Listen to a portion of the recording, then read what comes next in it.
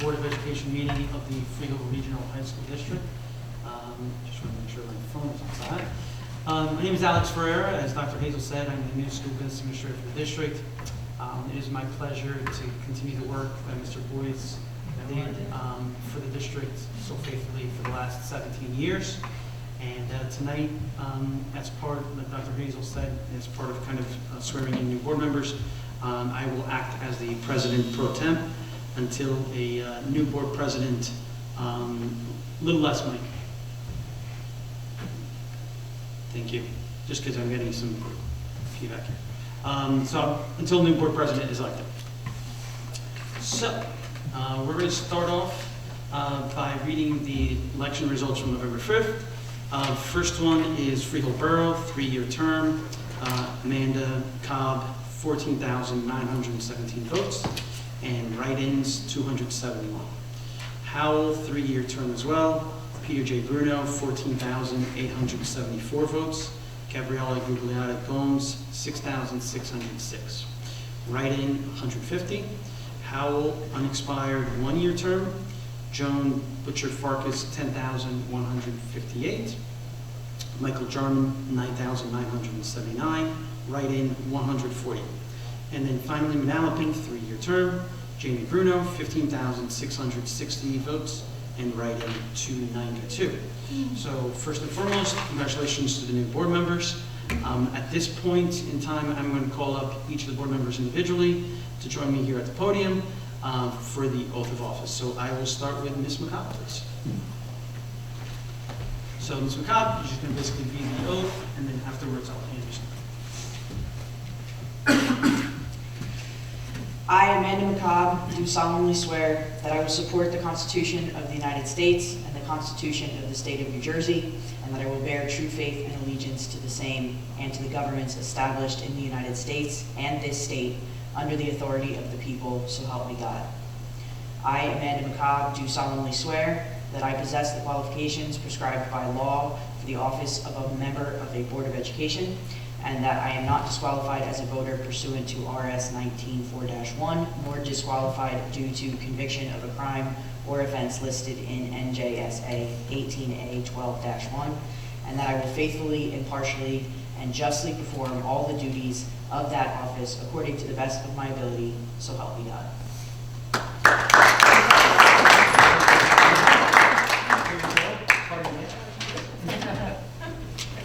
Need you to sign it. Mr. Jamie Bruno, please.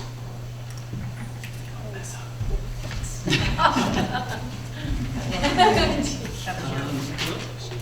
got a paper version, wherever's easier.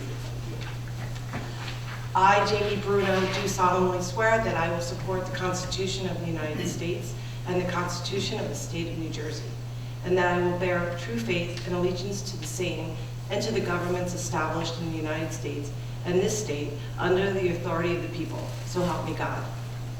I, Jamie Bruno, do solemnly swear that I possess the qualifications prescribed by law for the office of a member of a Board of Education, and that I am not disqualified as a voter pursuant to RS 19-4-1, nor disqualified due to conviction of a crime or offense listed in NJSA 18A-12-1, and that I will faithfully, impartially, and justly perform all the duties of that office according to the best of my ability. So help me God.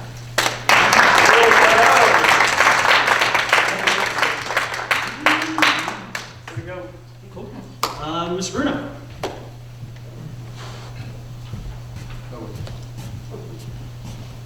I'm always saying we're not married.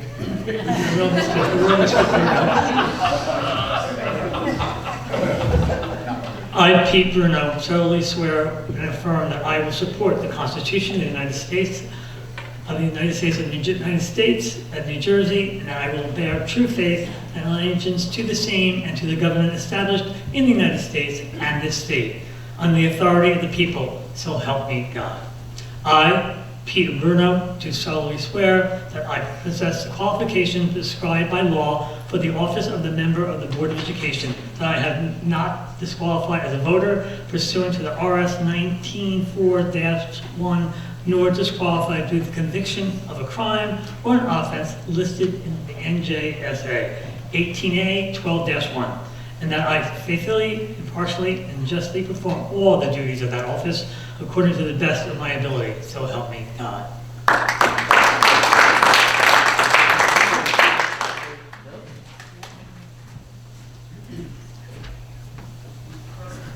right, and finally, Ms. Joan Butcher-Farkas.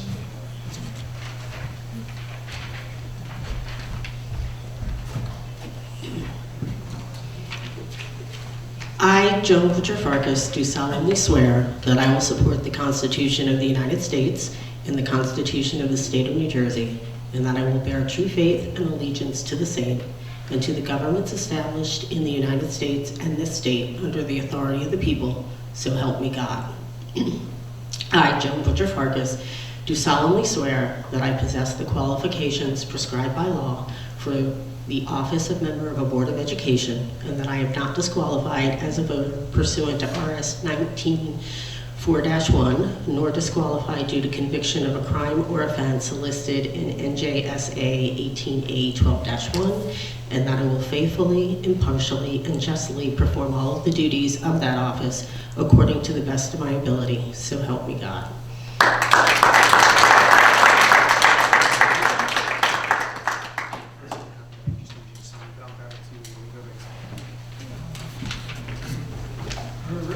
So now that new board members have been seated, I'll take my seat there so I can do a roll call.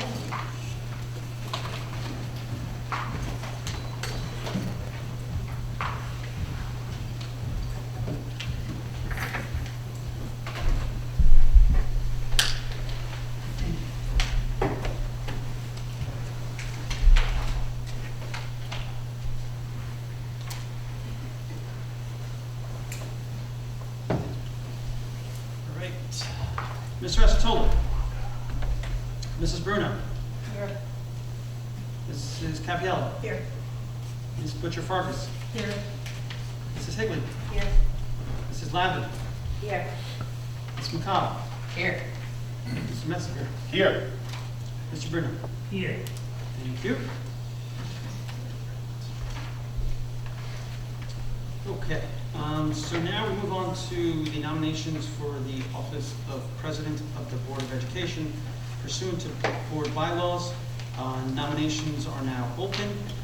No second is necessary as part of this nomination process. So do we have any nominations? I nominate Pete Bruno.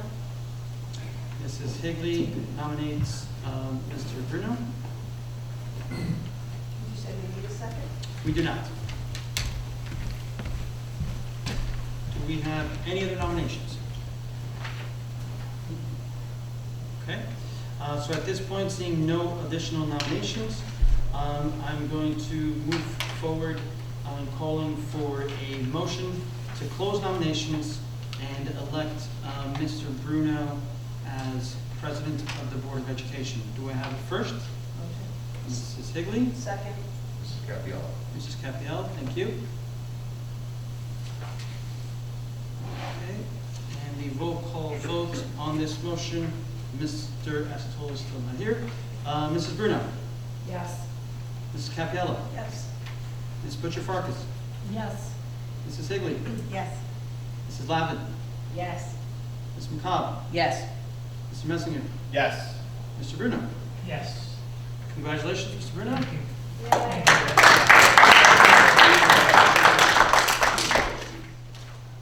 Sir? I would like to open nomination, open the floor of nomination for Vice President. Not Mrs. hearing. Capiello is. Mrs. Capello? I nominate Mr. Messenger.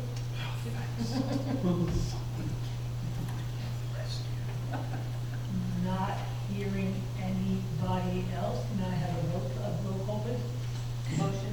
So we need a motion to close the nominations May I have a and motion to close the nominations and to vote Mr. Messinger as the and vice to president. vote for Mr. Messenger as the Vice President? Motion. Second. Mrs. Higley, Mrs. Capiello.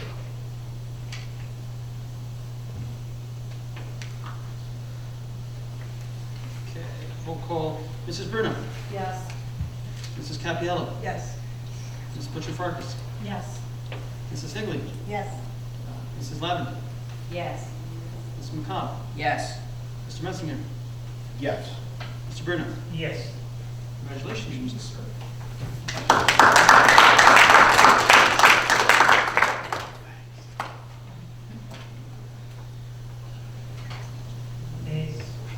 May I have a motion to go into executive session? Motion. Who does?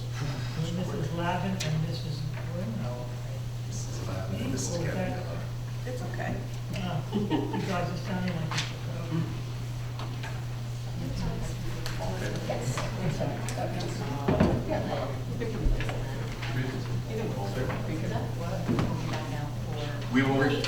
So we will return to conduct the public portion of the meeting at 8 o'clock. Everybody, Happy New Year. Thank you, Mr. Lavin.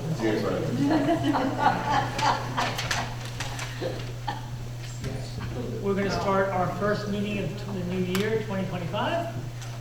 Pursuant to the Open Public Meetings Act, Chapter 231, Public Law of 1975, this meeting notice was sent to the Asbury Park Press on July 8, 2024, and has been duly advertised in the Asbury Park Press issue of July 12, 2024. All municipal clerks of the townships and the borough within the regional high school district have been duly notified, and the requirements of the posting was met on July 8, 2024. Please join me for the Pledge of Allegiance. I pledge allegiance to the flag of the United States of America and to the republic for which it stands, one nation, under God, indivisible, with liberty and justice for all. Mr. Toscano, any changes to the board agenda? Yes, Mr. President. In addition to the items that were noted on the agenda that was pre-printed prior to tonight's meeting, for exception number 3, the executive session, the board also discussed the student discipline report. And exception number 5, the board discussed possible referendum projects. The board did not, however, discuss the building supervisor's negotiations, which was noted on the agenda. Thank you. Should I go And right we're in? going to start our You ready to get ethics started? training. We're going to Okay. have a treat tonight. Oh, a We're treat. going to have our ethics training for the board. Okay. So, good evening, everyone. As we do this annually, we are required under the School Ethics Act to have a conversation about the School Ethics Act, its implications, and discuss some recent decisions. So, Mike, we can move to the first slide. Just please note, for those of you, this will be just as entertaining as the folks in this picture are riveted. Just please note that this does not replace your mandatory training. This is an annual requirement that we have to do in order to satisfy both statutory requirements and QSAC. The board itself, quick overview, is the governing body of the district. It is charged with high-level policy making. It's the only entity that can take certain actions. Its decision-making, however, is limited to when we are only together, when we're outside of session. The board itself does not have any authority. Board members have to avoid conflicts of interest, and your conduct is governed by the School Ethics Act. The School Ethics Act itself is 10 provisions that are laid out. I summarized them for you, and I've kind of characterized them. I give you in each slide, as we will go through them, I will give you the Ethics Act provision, I will give you my nickname for it, or my shorthand version, and also just talk about some quick cases, because it's always good, I think, to have a concrete example as to how a board member, not here in Freehold, but a board member in another district may have run afoul of these provisions. So the first one is simple: follow the rules. That's it. You pledge that you will follow and uphold the rules of the state of New Jersey, the Constitution of New Jersey, and the federal laws. Example here, we had a board member in one case try to take it upon themselves to issue a rice notice to an employee. That's not the job of a board member. That's contrary to law. That is only the job of the superintendent. Another example, kind of entertaining example, where a board president was found to have violated this provision when they were upset that an employee had appeared on an agenda, was voted to be hired, then took it upon himself to call that person to tell them that their hiring was void because the board president had directed the superintendent to take the name off the agenda, but the superintendent failed to follow his directive. That board member was ultimately removed. So, number two, the kids come first. You are here to make decisions in terms of the educational welfare of children. Got a couple of instances here because you can see sometimes board members act in interests that are outside of the educational decision of children. In a recent case, the first one, the board members found to violate this provision when they refused to leave executive session, even though they were discussing a matter involving a family member of theirs. The board member was censured, but ultimately was reduced to a reprimand because they claimed that they had relied on the counsel of the board attorney, and the board attorney had said, just let it happen. But the board member still violated the provision. The second case is a little longer. It's a recent case from last year. Here, while discussing the matter of an employee's actions and possible discipline in an executive session, a board member had the VA distribute copies of a letter that the employee wrote to the board and instructed the business administrator, board secretary, not to give a copy of that letter to the superintendent. That's a no-no. The superintendent handles all matters of personnel. In addition, that board member stated that they had been in contact with the employee. That's a violation. Had picked up a letter from the employee's home, noted that she was representing the employee because they are friends, questioned the accuracy of the superintendent's version and motivation for disciplining the employee, and indicated that the employee should not be treated this way. There's a number of sub-provisions that this violated. Ultimately, that member was suspended for 6 months. And was not removed because the board member in question had actually been a member for over 21 years. So, kind of scary. The next tenet is look at the big picture. And what that means is you'll see the next 3 provisions are really kind of talking about what is the role of a board member. You will confine your actions to policy making, planning, and appraisal. That's a big theme under the School Ethics Act. Basically, the administration administers the schools. So some examples here, you'll see board members operating outside of policy planning. In the first case, the board members decided to conduct a site assessment themselves to view a candidate for assistant superintendent without board authority and without knowledge of the superintendent. The next case, I have a whole section on volunteering. There was a period of time where the School Ethics Commission, which is the regulatory body that enforces the School Ethics Act, for whatever reason decided to go after a board member volunteering. You're all volunteers. You're all here because you're volunteering your time. And they were trying to limit board members' abilities to volunteer in the schools and to further volunteer your time. That backlash has kind of subsided. But the main takeaway is, we want to minimize board member conduct within the schools and interaction with staff in any official capacity. So the next one is falling in those lines. Again, remember the role of the board member, policy, planning, appraisal. Along those lines, the next one is no micromanaging. Your job is to carry out your responsibility, not to administer the school, but to see, along with your fellow members, that they are well run. There's a plethora of cases where board members ran afoul of this provision, and you can kind of see it, where you had board members, this is getting to that volunteering portion I was discussing, where prior to being appointed to the board, a member was a volunteer coach of the high school football team. Again, board members are by their nature volunteers. Despite being appointed to the board, the member continued as a volunteer coach. Once you are on the board, you have to limit your interaction with staff and students, and it has to be pretty regulated, and I'm happy to assist you should any of you have a situation like that approaching. But in this instance, the board member did not step down, was advised to, and ultimately did, and so they only received a reprimand.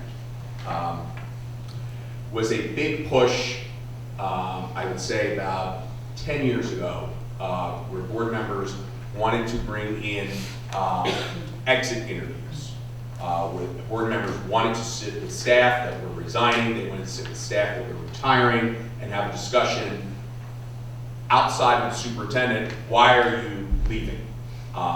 That is not permissible, that is considered micromanaging. Any personnel actions go through the office of the superintendent. Again, no micromanaging. Kind of example here, we had a board member decide to unilaterally visit the schools, take pictures of open windows, and then proceeded to have a press conference at the front of the school to complain about the state of the facilities. Again, that's well outside of policy, planning, and appraisal. Skip this one. Get ready for the next one. The next one is I can't promise you that. Board members will recognize that the authority rests with the board, and you can't make personal promises, whether that is to friends, whether it's to relatives, or that is to if you have any political affiliations or political parties. Board members cannot take any private action that could possibly implicate the board. So how does this happen? So in this first case, a board member made personal promises to a candidate for the assistant superintendent by advancing the possibility of their employment and promising to resolve a contract issue before the person had even been hired. So that is definitely overstepping. That is a promise that cannot be done. In the next case, a board member communicated via private chat with a staff member that resigned, offering to accuse the board president of malfeasance for failing to provide a rights notice and conspiring to undermine the board and the administration. That's not working as a team. That's somebody working to undermine the board. That person was in violation and was found to was reprimanded. And I do apologize, I should have noted at the beginning, those of you that have heard me do this each year, the School Ethics Commission really can issue 4 penalties. The first and the least is a reprimand. The second, more severe, is a censure. The third would be a suspension for a period of time. And the fourth type of discipline that can be issued by them is actually, in fact, removal. That is the most severe. Don't see that often, but sometimes in some of these cases you read the fact patterns and removal is warranted. Moving on, the next provision is no special interest or personal gain. Again, getting back to, as I said, the third provision is you're here for the betterment of the and educational welfare of the students. You see how any private action that even veers away from that at all is in violation of the code. So in these cases, we talk about no personal gain. That being said, boards are elected. And each year this comes up, are you able to endorse candidates, whether it is for higher office, state, local, federal, or it is one of your fellow board members who may be running for election? And the answer is yes. You are not, in fact, not allowed to participate in the political process. You have every right to participate in the political process and to endorse. However, when you do so, you have to be very careful to clarify that any statements or actions you are taking are yours and yours alone, and not those on behalf of the board. And if any of you have questions in that regard, please reach out to me. I'm happy to give you a little blurb that is compliant so that you can attach that to any communications, or if you're writing any emails in support of someone, or statements or social media posts. Okay, next. You know what? Let's go to the next one. Do you mind, Mike? Thank you. I don't have my clicker, so Mike's helping me out. Thank you. I thank him for that. Here we had a board member that served as a freelance journalist for a patch and wanted to continue a patch article, those online newspapers, and they wanted to know if they would be able to continue to do so even after they were elected to the board. And the answer was yes, they were in fact allowed to do that, so long as they did not report on matters involving the Board of Education itself. And then, you know, kind of the most classic example of, you know, engaging in personal gain is maybe personal vendetta. This last case, a board member violated the provision by publicly posting confidential information about a staff member that was their child's teacher, and they were not happy with that individual, and so they decided to publicly post embarrassing information that they obtained through their own board publicly. Obviously, a violation. Mike, just the next one. Okay. Again, I'm not going to read all of these to you. I give these to you as like a reference document so that you can go through it as well. I talked about this. That's good. Okay. I can keep a secret. Obviously, as being on a board, we go into executive session. We were in executive session, as we were prior to coming out tonight, to discuss matters that are confidential. We have to keep those matters, in fact, confidential, and we cannot share them with the outside. So, for example, and I'm going to talk a lot about social media because it is a hot button topic with the Ethics Commission.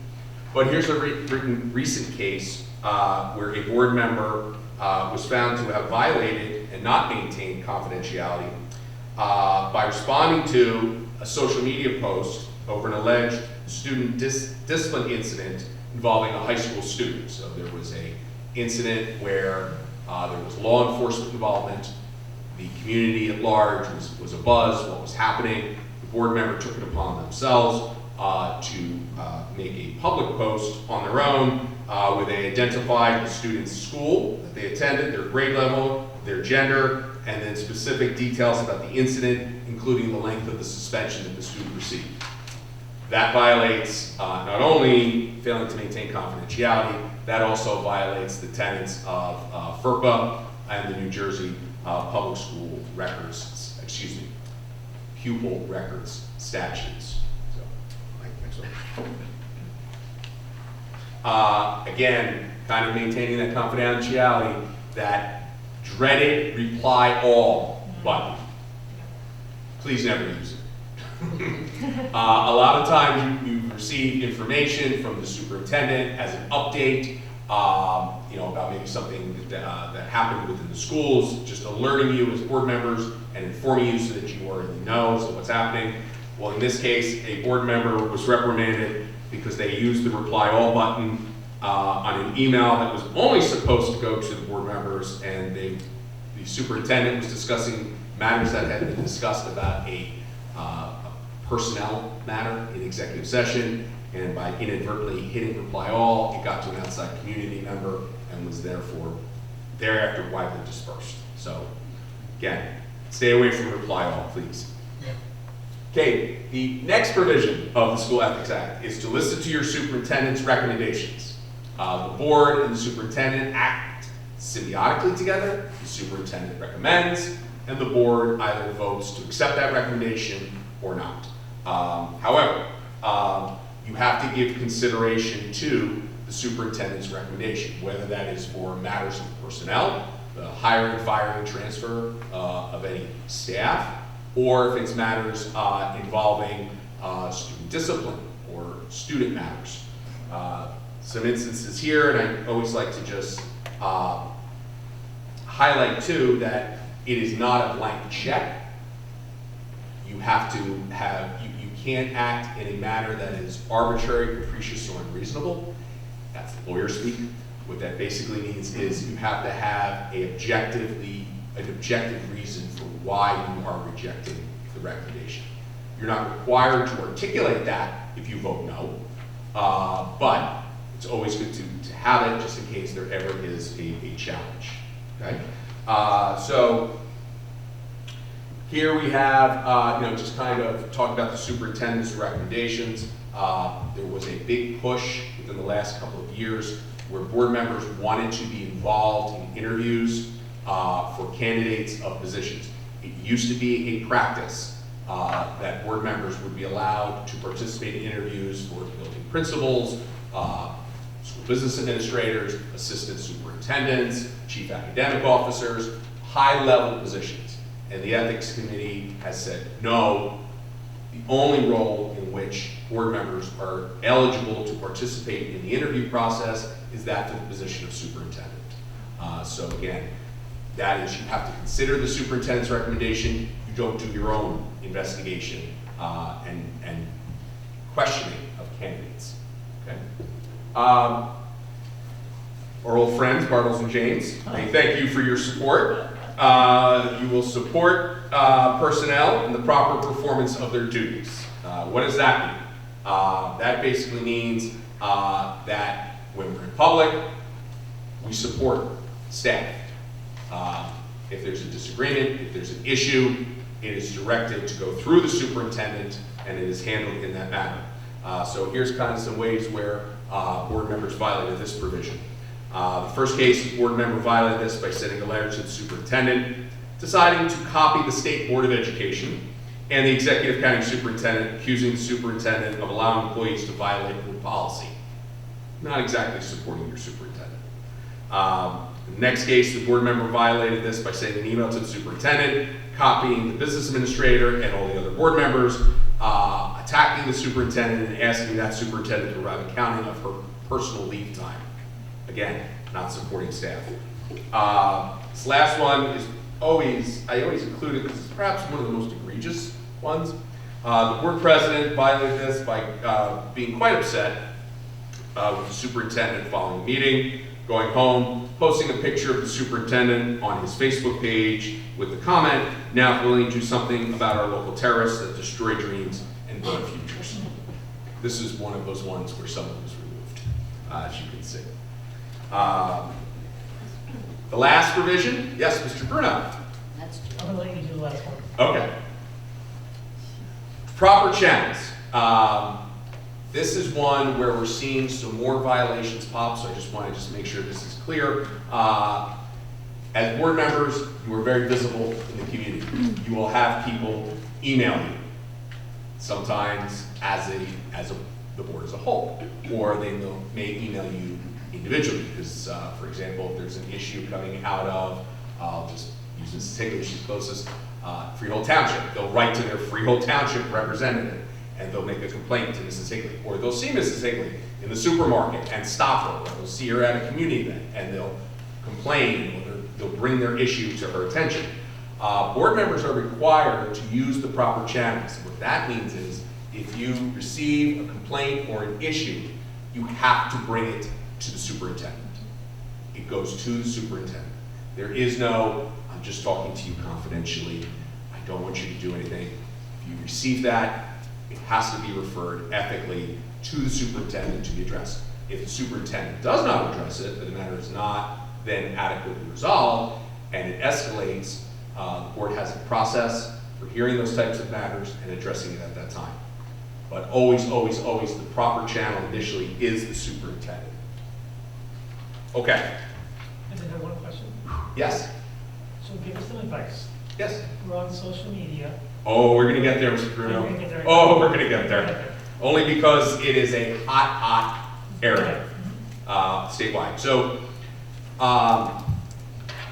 as part of the packet that I handed to you, I handed out a questionnaire. Some of you were poked at me and got me that it inadvertently had the incorrect district because one of my colleagues took it and used it for another district and saved over my version, so I apologize.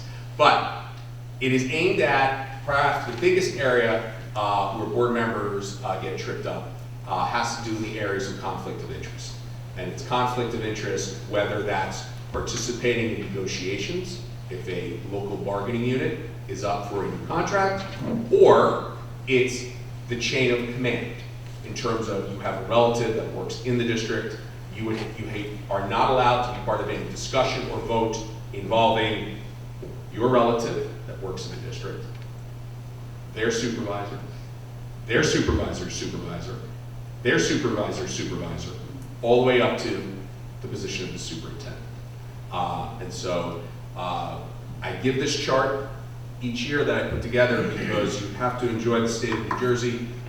We have 2 laws that deal with participation negotiations and chain of command issues. The School Ethics Act, which is represented in the left-hand column, and the nepotism regulations, which is located in the right-hand column.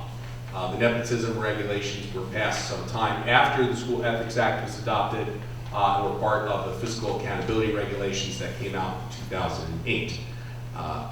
Both address the same issue, both use the same terms, but of course, define them differently. So that's why I like to point out, so under the School Ethics Act, we have the term immediate family members, a spouse or partner, dependent child. We have a relative, but a relative is only a spouse, partner, child, sibling, parent. However, under the nepotism regulations, which again govern the same area, you see relative is spouse, parent, step-parent, child, stepchild, sibling, half-sibling, step-sibling, aunt, uncle, niece, nephew, grandparent, and so on. So no more cousins? Cousins are not a conflict. Even fake Italian cousins, like I have, and fake Italian aunts and uncles that we have, we just have called good friends, aunt and uncle.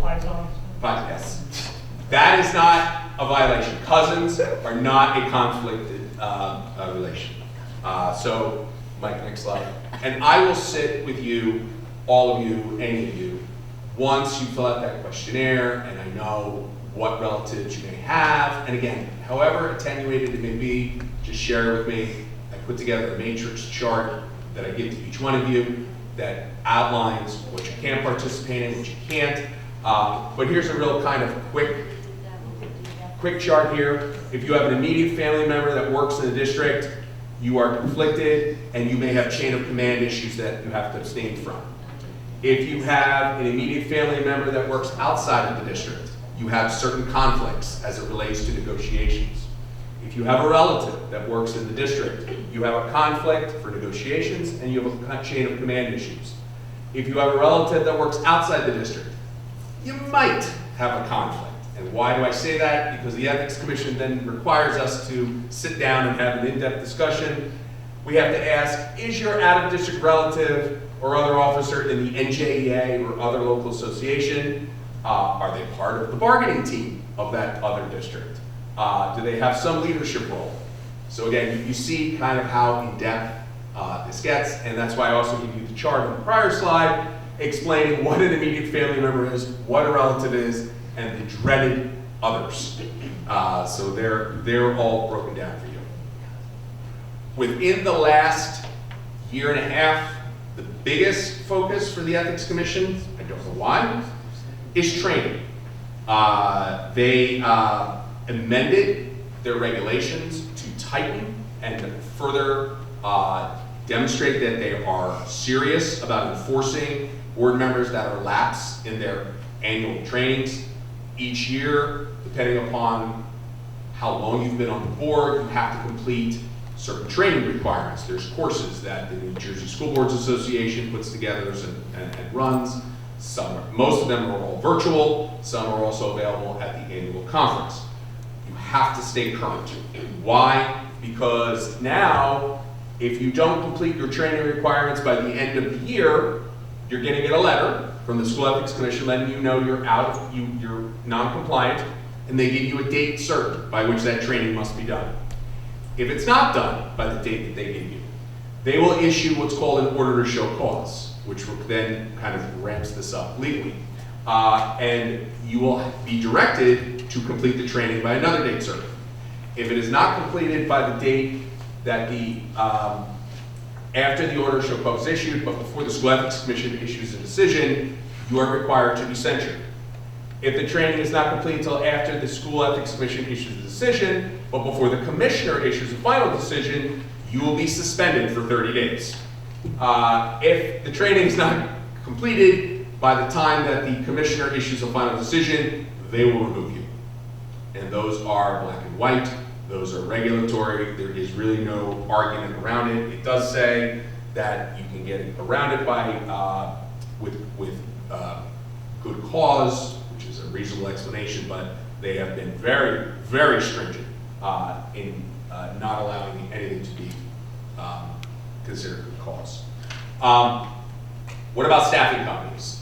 We don't use them here in the district. We hire our own substitutes, but just so you know, if we ever did use a staffing company for substitutes or for any sort, I'll back up for a second. We do use staffing companies for some of our bus drivers.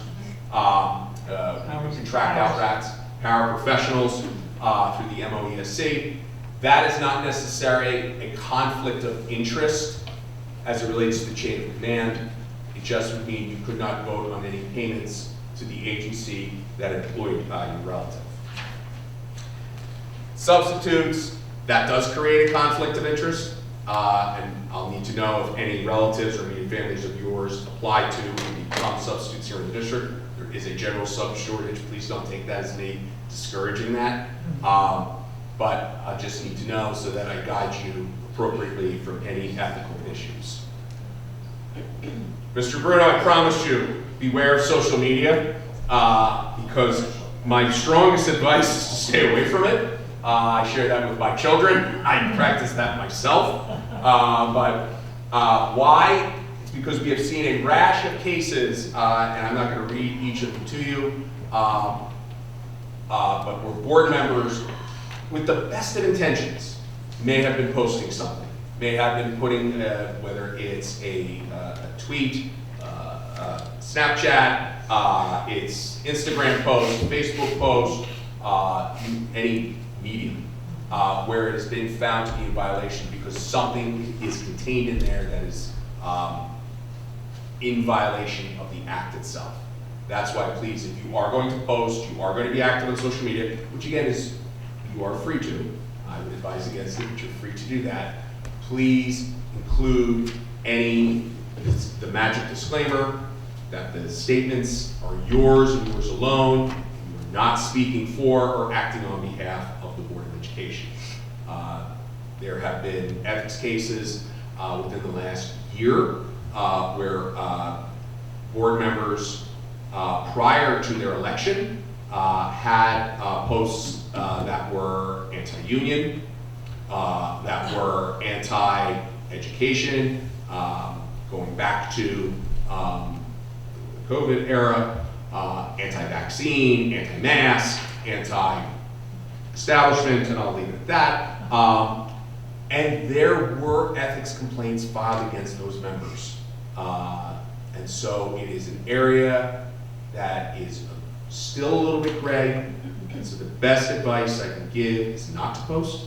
But if you do, which again you can, is to please use the disclaimer. Again, I'm happy to share that with anybody. Again, nobody's looking for pictures of your grandkids or pictures of your kids or any activities that you're doing in the community. But especially as we are in a heightened, for lack of a better term, political era, which I think is going to continue, especially with the election in November for the governor. There are people who monitor these accounts, and they are not shy about trying to use the Ethics Act as a weapon. So I give these cases to you. Please read them at your leisure, or if you're having trouble sleeping. They're great sedative. But again, I'm just giving you my overview and my caution. I've had the pleasure of working with the district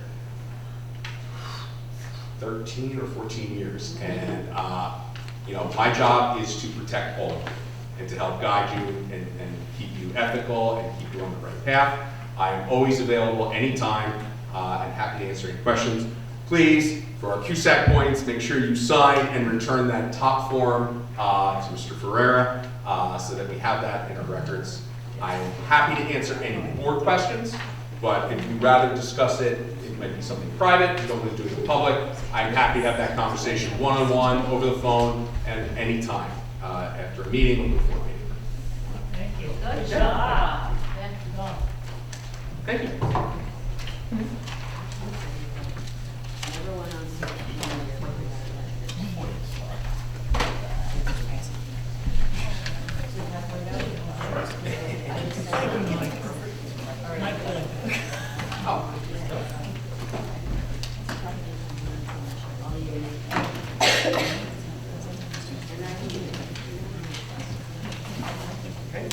Nobody's sleeping? Okay, very good. All right.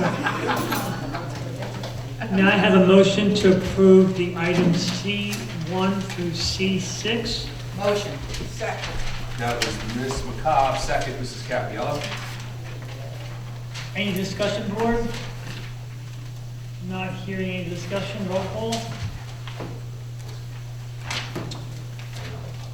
Mrs. Bruno? Yes. Mrs. Capiello? Yes. Ms. Butcher Farkas? Yes. Mrs. Higley? Yes. You, Yes, but abstain on C2. Thank you. Mrs. Lavin? Yes. Ms. McCobb? Yes. Mr. Messinger? Yes. Mr. Bruno? Yes. Thank you. Next is the minutes from the December 12th student recognition meeting. Moved. Second. Not any discussion, board?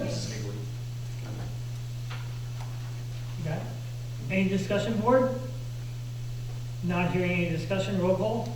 Mrs. Bruno? Yes. Mrs. Capiello? Yes. Ms. Butcher Farkas? Abstain. Thank you.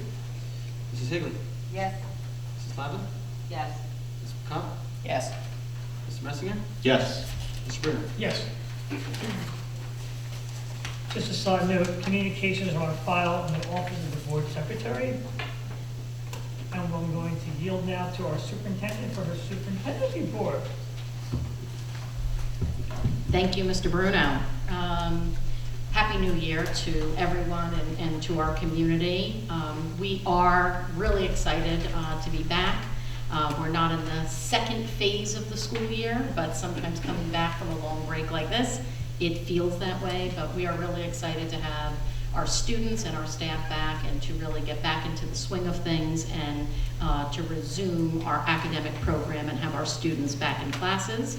And also excited for them to begin resuming all of their activities and preparing, for and being involved in, winter sports and the plethora of activities that they're involved in at school. So excited about that. Tonight, our board members took their oath of office, but I want to officially, welcome and congratulate Alex Ferrara, our new BA. Our prior BA had a long history in the district. Alex comes to us with a tremendous amount of experience.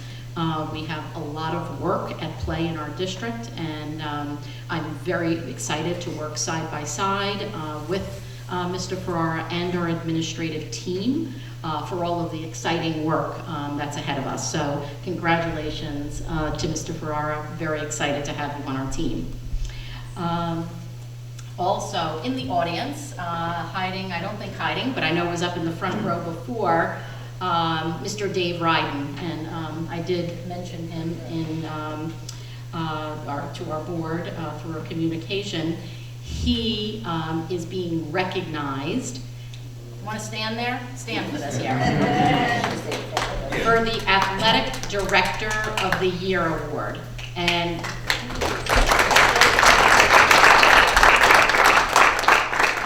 this is for Mr. Ryden's outstanding service, to our school, to our greater community.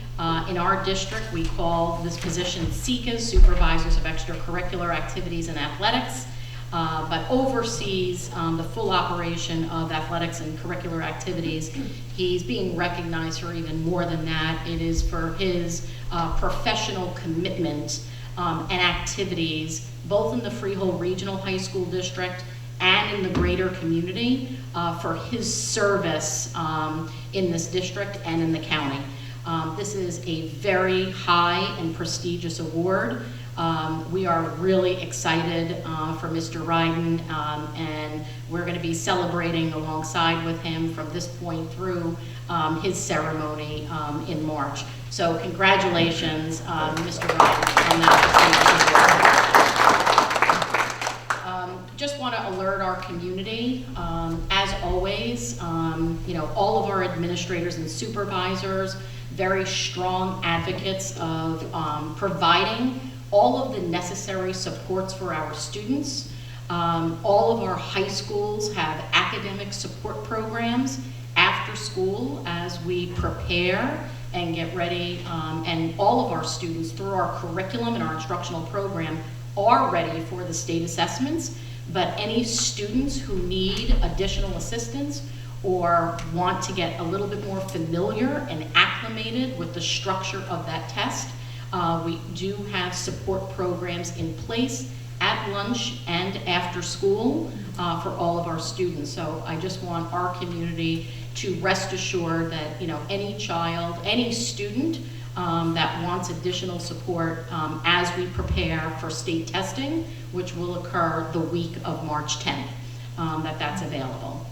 On this board agenda this evening, we are seeking board approval for SPESL, which is our district architects.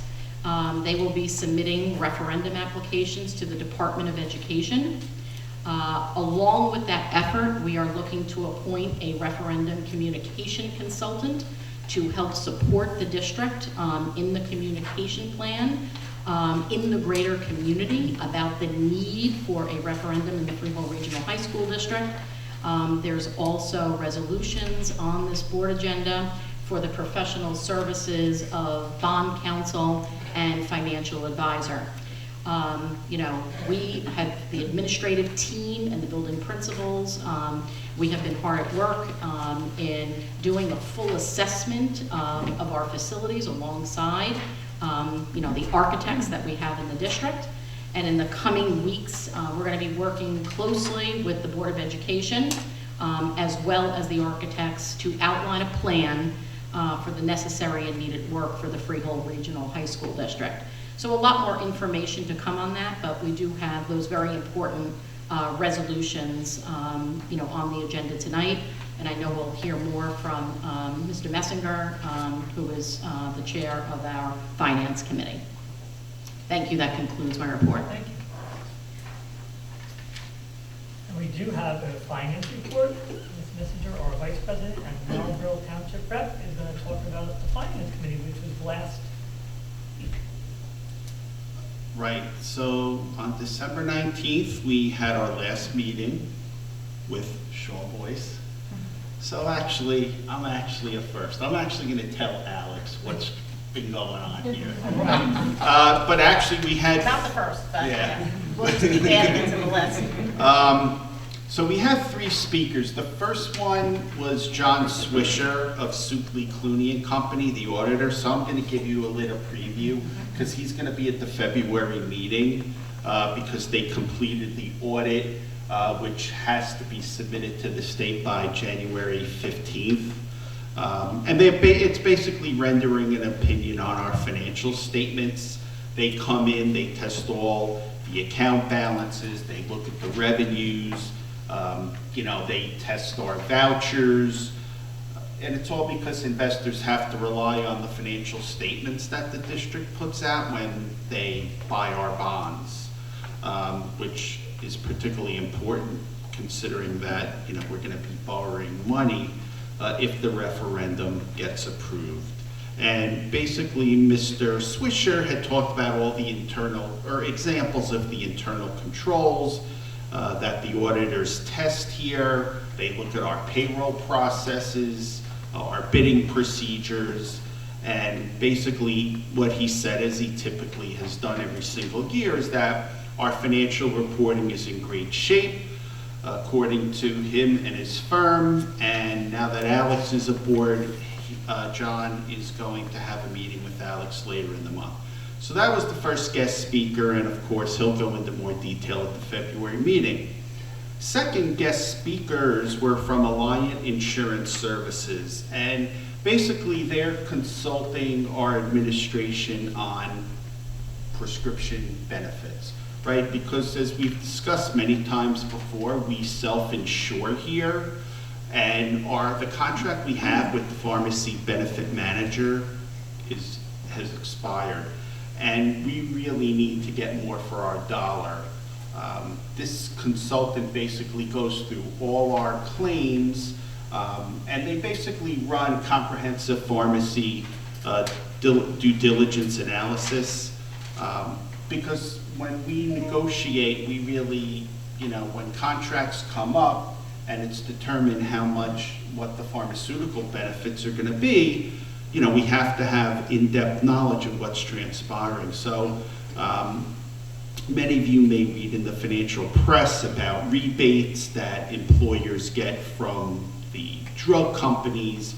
And essentially what the consultant says is, just by their analysis, they see over $550,000 in annual benefit, just looking at the existing contract that we've been under.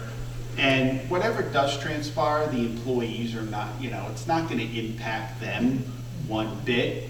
But really, like I said, when it comes down to negotiations, we really need this analysis of the financial impact of the pharmaceutical benefits that go out. Now, also in the news as of late is the GLP-1s, which are the diabetes and obesity medications. And just like everywhere else in society, there's been significant usage here. And as a matter of fact, 24% of our drug spending is on these types of drugs. So that's, something that's going to be addressed going forward.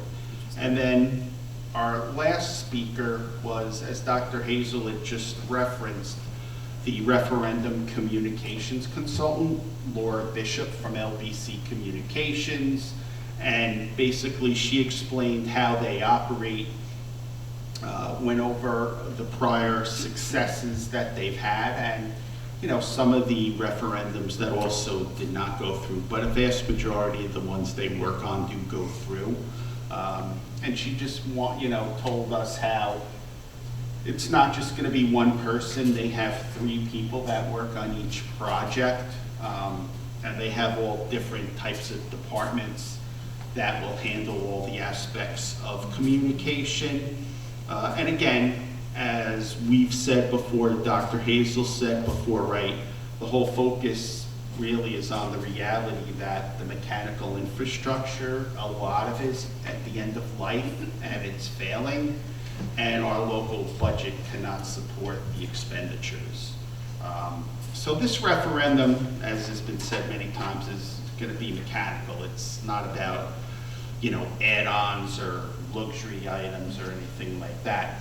And the bottom line is that if we think about it, when we had the whole controversy over the S2 cuts and courtesy busing going by the wayside, the state did bail us out, but the fact is they're not going to be bailing us out on mechanical infrastructure.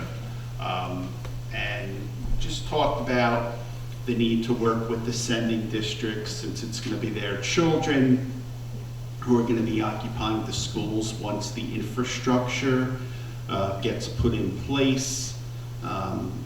And essentially, the vote, I think we're based, as I think I said this before, like we're looking to do this in November, and under that type of time frame, the messaging on the referendum would start in the spring, and then 6 weeks before the vote, there'd be a lot of in-person meetings with the public and elected officials. And that is the summary of what transpired. Thank you so much. Mr. Ferrer, any changes to the board agenda? No changes for tonight, Mr. Bruno. And there's no one here to sign up. There's no one here to sign up for public participation. So we're going to go to personnel and negotiations. We're going to go to H1 through H12. May I have a motion? Moved. Mrs. Capiello. Any discussion? Not hearing any discussion. Roll call. Ms. Bruno? Yes. Mrs. Capiello? Yes. Ms. Butcher Farkas? Yes. Mrs. Higley? Yes. Mrs. Lambert? Yes. Ms. McCollum? Yes. Mr. Messinger? Yes. Mr. Bruno? Yes. Thank you. May I have a motion to approve items J1 through J1, I1 through J1? May I have a motion? Moved. Second. Mrs. Capiello, second Mrs. Bruno. Any discussion? Not hearing any discussion, roll call please. Ms. Bruno? Yes. Mrs. Capiello? Yes. Mrs. Butcher Farkas? Yes. Mrs. Higley? Yes. Mrs. Lavin? Yes. Ms. McCall? Yes. Mr. Messinger? Oh, yes. Thank you. Mr. Bruno? Yes. Motion carried. Our next item, educational programs and administration. May I have a motion to approve K1 through L1? Motion. Second. Mrs. Capiello, second was Mrs. Higley. Any discussion, board? Not hearing any discussion, roll call? Ms. Bruno? Yes. Mrs. Capiello? Yes. Ms. Butcher Farkas? Yes. Mrs. Higley? Yes. Mrs. Lavin? Yes. Ms. McCall? Yes. Mr. Messinger? Yes. Mr. Bruno? Yes. Thank you. Any board members have old business to discuss? Any old business to discuss? No old business. How about new business? Any new business to discuss? Mr. Bruno, if I may? Yes. I just want to congratulate Mr. Bruno and Mrs. Bruno on, on being re-elected to the board, and welcome Ms. Butcher Farkas to our dais. Thank you. No worries. Thank you. Thank you very much. I also would like to thank the board for electing me tonight as the board president again.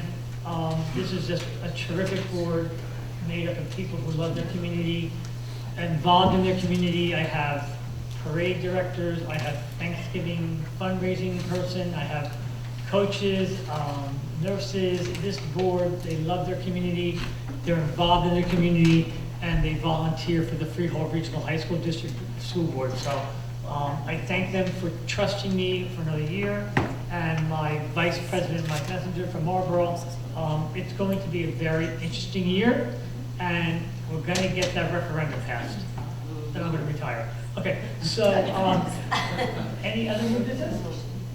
Not hearing any new business, we're going I make a to... motion to adjourn. Yes. Wait a second, Do that. second. She is as fast as Hesse. Yes. We have a motion, we need a second. Can I have a second? Mrs. Capiello. All those in favor? Aye. All those in favor? Aye. 8:57, you're over. Thank